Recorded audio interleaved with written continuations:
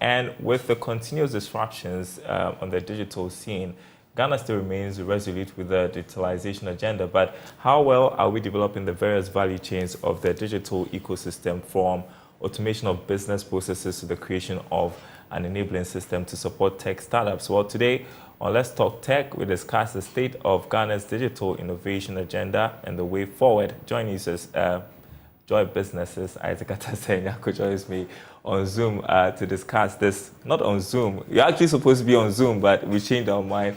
And then we said you should be in the studio with us to discuss this. So first off, just for the benefit of our audience, what is Ghana's digital innovation agenda? Well, Daryl, it's basically to ensure that the things we do here in this country is aided by digital tools. So for instance, the automation of business processes. Even if we take the public sector, service delivery, for instance, it should be easy for me to register a company online at the comfort of my home. It should be easy for me to pay taxes at the comfort of my home. Offering or infusing digital tools to some service delivery from businesses, again, small businesses. Maybe I have a small business, let's say I prepare our bottle shuttle and export. I should be able to automate this process to make it easier, to make it more efficient, so I can double my output, for instance. So it's basically the infusion of digital tools in service delivery. And so at what stage are we at right now in developing the digital ecosystem? Well, now there are lots of things happening, lots of work being done. However, it appears to be in fragment. So, like the recent NSMQ, for instance, it's a very brilliant program. By the way, Presec 1 no. NSMQ. Well, Prempeh is coming stronger next year. We're coming stronger next year. It's our season next year.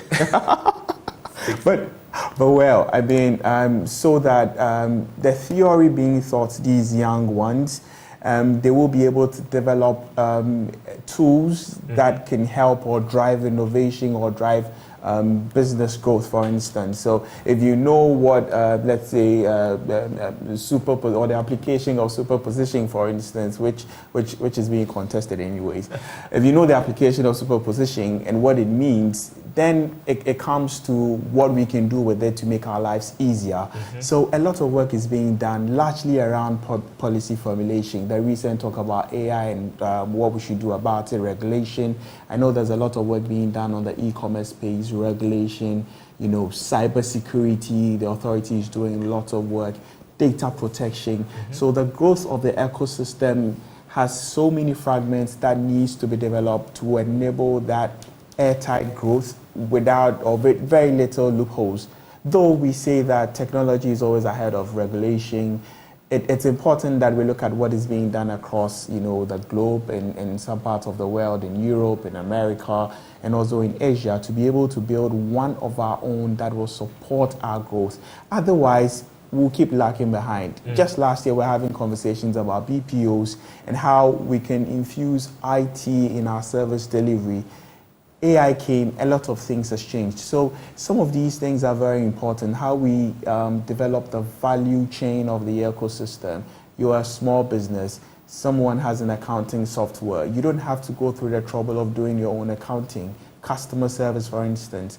On the recent Joy Business Summit, a lot of talk was made about bots and how customer service bots are being used these days.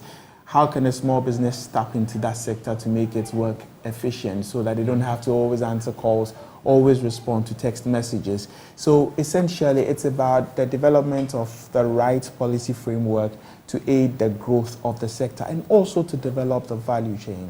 Yeah, you talked about changes, and so we have to deal with digital disruptions, right? Tell us about some of these disruptions and what we should be doing. Sure. I think now, when you look at the whole digital landscape, AI is taking over. And so I made mention of e-commerce, about automation, and even about customer service, how AI is constantly changing the face of doing business, even the digital landscape itself. And so there are things that you would ordinarily think that maybe I can build an app to do. There's an AI tool that does that. Now, it's how we catch up. how we recognize these changes and adapt to the changes as and when. If we are going to stay where we are and wait to, get, fully grasp the whole system before we begin to roll out certain things, we may always lag behind. And so keeping abreast with the changes with AI, what's the future when it comes to AI? Just about regulation, what's new? What should the projections be in the next 10 years? What should be what should the digital landscape look like? What should we be doing now to be able to catch up with the development on the digital scene? Mm-hmm. Now, if we're able to do some of these things well, then we are sure that, we'll be able to catch up with the development and the happenings around the world, and we'll be able to create an efficient system that could boost growth and boost our economy as a whole. Brilliant analysis from my colleague, Isaac Atasenyako. Wish he went to a better school. No, but Blue looks good on you, so... It's the best senior high school. Blue looks good on you. I just wanted to point that out. Irrespective of the NSMQ. Blue looks good on you. Well, it doesn't really matter. Atasenyako, here with me. He's disappointed Prempeh lost the NSMQ. Not at all. We'll bounce back strongly next. Before we go...